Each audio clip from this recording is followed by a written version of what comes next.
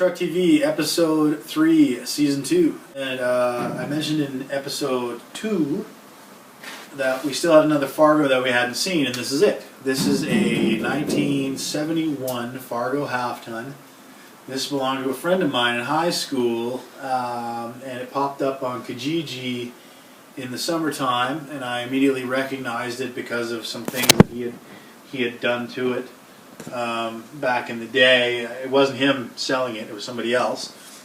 Originally 318, 3 on the tree, half-ton. It still has the 3 on the tree, does not have an engine at all anymore. The engine wasn't part of the deal. And I want to use some of the suspension components in this truck in my 37 project. So what we're going to do, we're not going to junk this, as we indicated, I believe, in the other episode. We talked about how we're not junking this truck. This is not a parts truck. It's perhaps unpretty as it is. I don't think it's junk yet. And what we're going to do is we're going to take the body off of this and we're going to put it on this. And we talked about this before.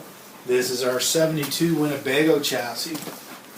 The Winnebago body is all gone now. It's just the frame and the duals.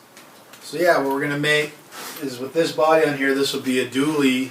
It'll be a 71 dually Fargo, which will be like a one of none kind of thing. It'll be kind of cool. If you look at this motor, if you're a Mopar guy, you'll recognize the valve covers. This 413 truck engine.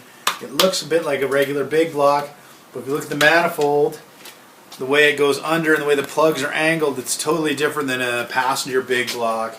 And so you'll see guys talking about, you know, a 413 truck motor, and a lot of guys don't get it that the heads are actually completely different. And so, that's what this is. There's cooling passages like you can access on the head too, which is again something like the water pump housing goes in the same passages on the front, and on the regular passenger big block that's not the case. It's on the block. You can see that what we've done here is we've lined the two trucks up side by side, and you can see it with these wheels lined up at the back, and then you pan forward on the front. They line up the front too, and we verified that before we got to this stage with the tape measure. Tape measure is Hot Rodder's friend, that's for sure. And the wheelbase is actually 2 inches shorter on this than on that.